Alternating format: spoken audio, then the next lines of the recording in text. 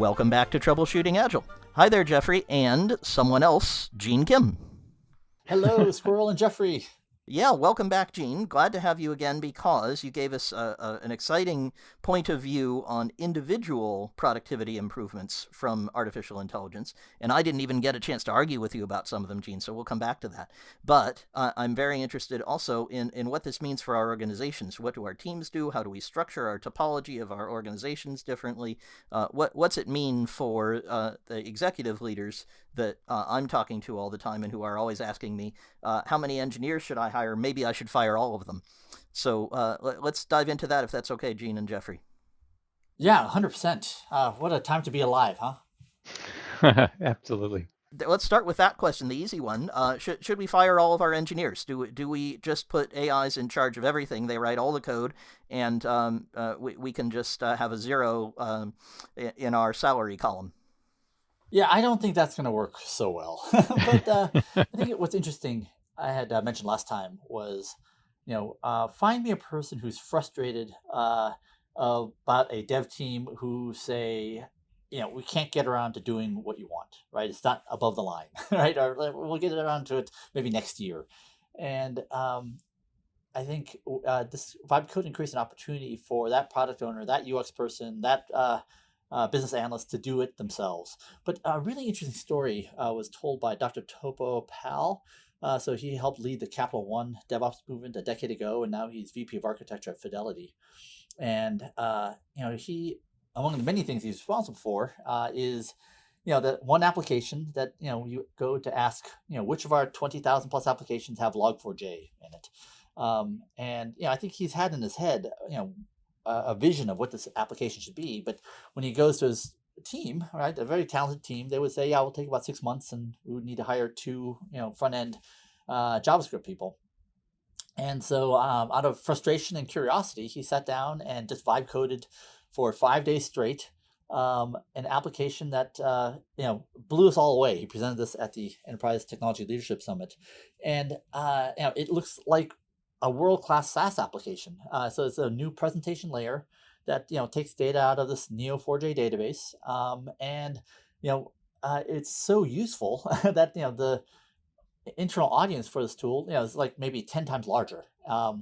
What's funny about it is that when he kind of looked to his team and asked, all right, who will help me kind of maintain and build this application, and all the senior engineers said, no, thank you. And so enter Swathi, the most junior engineer in the team. And so she is helping Topo build this application. She's probably outlearning everybody in the organization. And what's also interesting is that there's so many people who are so blown away by the value of this application is that he's getting additional headcount. So, the team sizes aren't shrinking, right? It's actually growing, or, total headcount. So I just think it just shows this is another indication that there's this insatiable need for, capabilities that software enables. And it doesn't have to be net reduction of headcount. It could be actually net increase. And I think the notion is that I also do believe that, just how Agile kind of reshaped teams 10, 20 years ago, and just like how CI/CD reshaped operation infrastructure and QA, I think vibe coding is going to do something similar to development teams, where we're finding that smaller teams can go further and faster. That maybe you don't need a squad of 8, right? It might not be 6 developers and a UX person and a project owner. Maybe it's 2 people, the person with the problem and the person who can fix it. In other words, the business stakeholder and a developer. As Clint Beck said, it's a person with a problem and the person who can fix it. And maybe that's the team size unit, for some specific cases, and that's exciting. That's certainly very exciting for my clients who are trying that kind of pairing. It's really working well for them. Hearing that what you described, Gene, about actually we had this additional capability, and actually it resulted in more headcount. For the first time, it made me think of Jevons paradox. Are you familiar with that? Yeah, Jevons paradox. Yeah. Yeah. So Jevons paradox is usually applied in like the place of conservation of natural resources. Maybe fuel efficiency. And there was it goes back to, I think, the Industrial Revolution, and people are saying, oh well, as we have more efficient steam engines, we will reduce the demand for coal because we'll be more efficient. But actually, what happened is you lower the cost, you increase demand. Is that kind of the dynamic you're describing here, where if we have more productivity from the development side, it actually increases demand for development? I think so, right? Another way to put it is if you drop the cost of software production by 10x, do you end up with 10x fewer developers or 10 times more software? And I think what the Topopal story shows that I think it's shows that we might end up with 10 times more software, right? And that actually might mean more software jobs. And I think there's another dimension that we'd be remiss if we didn't mention is that they're burning tokens, and I think what a story that kind of I find dazzling is there's a group of senior engineers who are saying, "Hey, I on a daily basis I should be spending as much on tokens as my daily salary." Hmm. Right, so that's like $500 to $1,000 a day, right? So this is more operational expense, not less. But what's essentially what they're saying is that there's so much more like mechanical advantage or cognitive advantage I can get out of these technologies. It's like it's my job, right, to make sure that we have that much work ready, to move the needle on things that the organization actually cares about. When you describe that, one thing is I think it's capturing and reflecting is the value of the software is greater if you get it earlier. Um, and so you should be willing to pay more to have the same output sooner than you would to have it later. And I think that's true, but it's not something that people usually think about. Those like FedEx and packages, right, Jeffrey? That if you pay more to get it overnight, you get the same package, the same material comes to you, but it comes today and not next week. And That's right. what you're getting from the 500 to 1,000 a day, which is probably curling the hair of some of our CFOs, is packages that come much faster, and therefore you get much more value. And you're very happy to pay to FedEx a contract that lets you start work a week early. You should be equally happy to FedEx, essentially, some code that Gene would take 2 weeks to write, and it actually shows up this afternoon. Yeah, I love that. The time value of money, the cost of delay, as fellow Reinertsonians might say, right? Exactly. You picked it up exactly. It was Donald Reinertson in Principles of Product Development Flow, where drilled that lesson into me, reducing the cost of delay. And I think also you're describing it partially in your own output that you will take on, or different companies will take on projects that they wouldn't have otherwise. And so there's two types of things that are happening. I think in some cases you have the ability to iterate more quickly through alternatives. So something you definitely were going to fund, but now you're going to be able to learn faster and iterate faster. And then there's a whole separate category of things that you probably wouldn't have done otherwise. It's hard for me to imagine which actually has greater impact, but they're both seems like rich opportunities to get a lot more value. You keep bringing up the term, Gene, about options. How do you see options coming into this discussion we're having? Oh my goodness, yeah. And if I could just riff on that ambitious, what you said, two lovely things. One is like the impossible becomes possible, and the possible becomes like now very, very possible, right? Very doable, very quickly. But there's actually something on the other end of the spectrum, which is the things that were sort of like annoyances become almost free. The Kat Wu, one of the founders of the Claude Code team, she said, we have this habit where if a customer issue comes up in Slack, we will fix it just on the spot, right, and merge it, into our Git repo within 30 minutes, as opposed to opening up a ticket, putting it into a backlog, arguing about prioritization, right? And so, yeah, I think that's another important thing, right? Is that there's a certain set of activities that just become almost free. But yeah, you had mentioned option value. Yeah, so option value. Yeah, I one of the most dazzling intellectual experiences I've had in my career was having a Zoom call with the person who pioneered the study of modularity, Dr. Carlos Baldwin, from Professor Emerita at the Harvard Business School. So she was Dr. Steven Spear's advisor when he was when he was working on his doctoral dissertation, and she was actually the inspiration for Dr. McKirsten to work on software architecture when he heard her lecture at Xerox PARC in 2001. And so and Steve Yegi was also on the call. And the purpose of the call was to understand, all right, in a sequential process like the Toyota production process, or a parallel process like the decomposition and modularization of the Amazon monolith, how do we spot option value being created? And the Toyota production system is famous for its option-rich environment. You can do 3,500 and-on chords pulls per day without disrupting the whole system, right? And those are options. In modularity, you can have teams working independently, doing experiments in parallel, right? That's another mark of optionality. And I was introduced to this amazing formula called, that's basically this: NK divided by T and sigma, times sigma. So N is a number of modules. K is a number of parallel experiments you can do per module. T is the cycle time per experiment. And sigma is basically everything else. It's where all the integrals and square roots go. And so the reason why modularity creates option value is because it increases N and often increases K. So Amazon back in 1999 or 2001 was basically N was 1. K was 1. You could do one parallel experiment at a time. The time to do an experiment was probably like 8 months to a year, right? Because there was one queue, right? And you had to change everything. Everything changed everything else. So imagine as they went from one module to 10 to 100 to thousands, N goes up to 10,000, K goes up to many, many. And the cycle time goes from a year down to hours potentially or days. And so we did a rough back of the napkin calculation that said, it's created 1,000x, maybe even 10,000x more option value, and maybe one. And Carlos Baldwin said that is what you create so much surplus option value that the entire economy will rearrange itself around it. And I think AWS was a byproduct of all that option value, right? That in and of itself is hundreds of billions of net profit to Amazon, all because they were able to decouple certain pieces away from the monolith. So what vibe coding does is it can mammothly increase option value. It allows us to break up monoliths. We can make smaller and smaller modules. We can do more experiments. We can decrease the cycle time of the experiments. And if Dr. Baldwin is correct, right, this is one of the most powerful economic value creators that we have.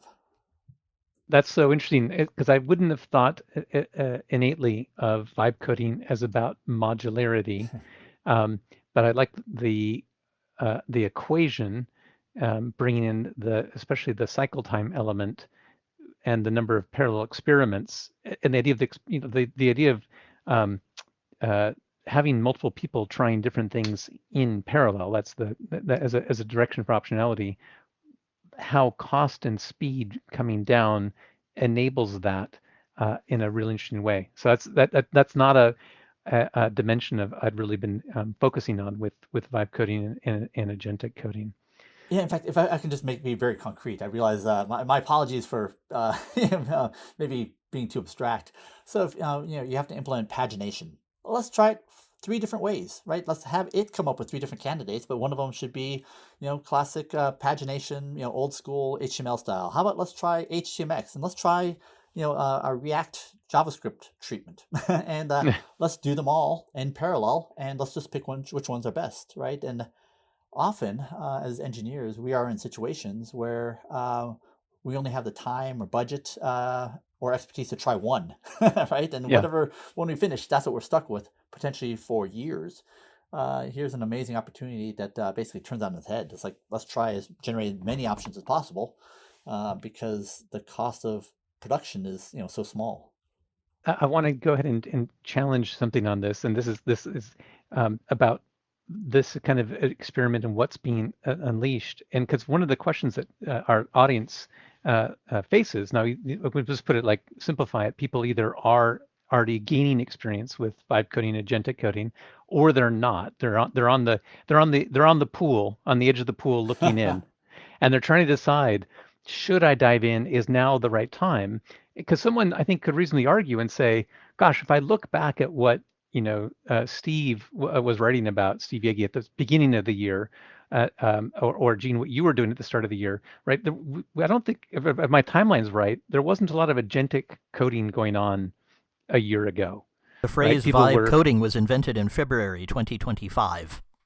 Yeah, exactly.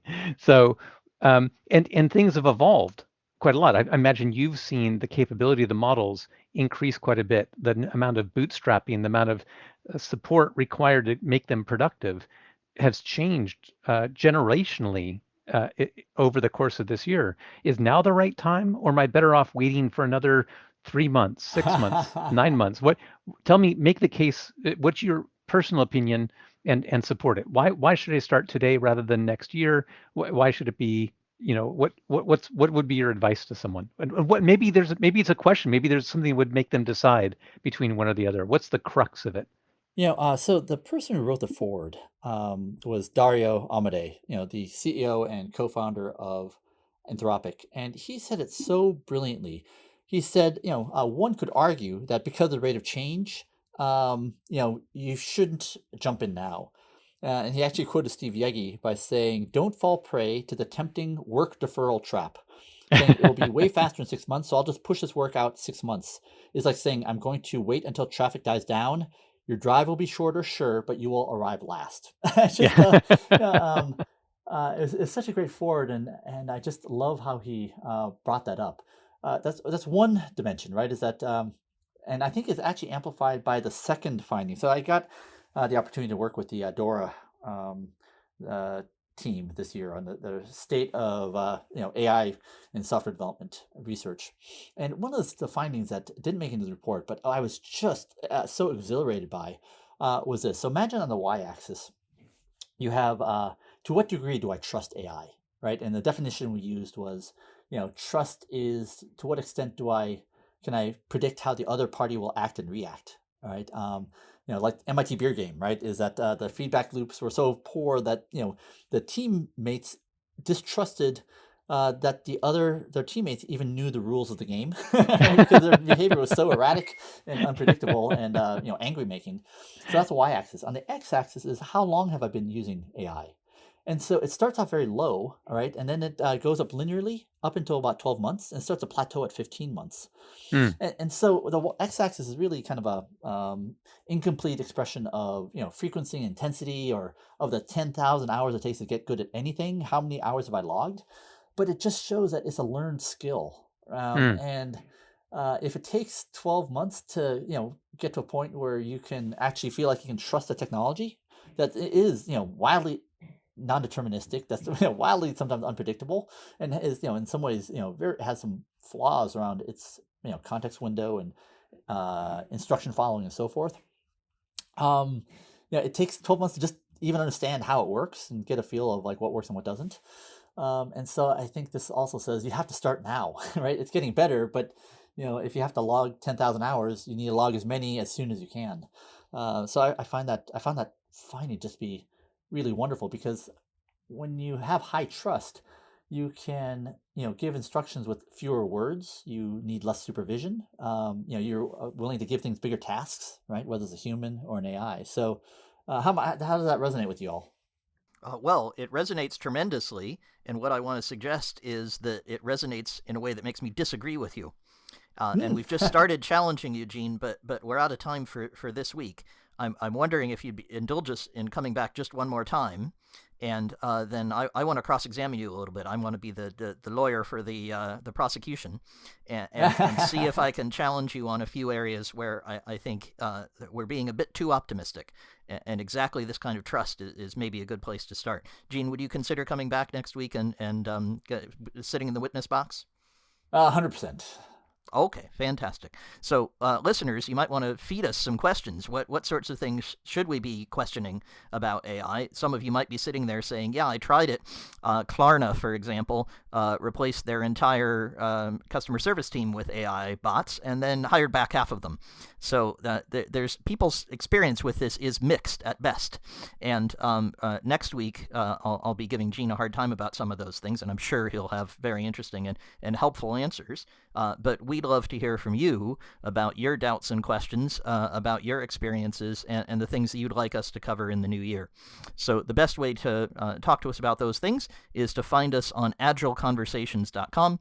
There you'll find our book, Agile Conversations, which we published with Gene, of course, at IT Revolution, and lots of other material that's all free from us about how to lead your team more effectively, how to have better conversations with them, And you can also find lots of different ways to get in touch with us.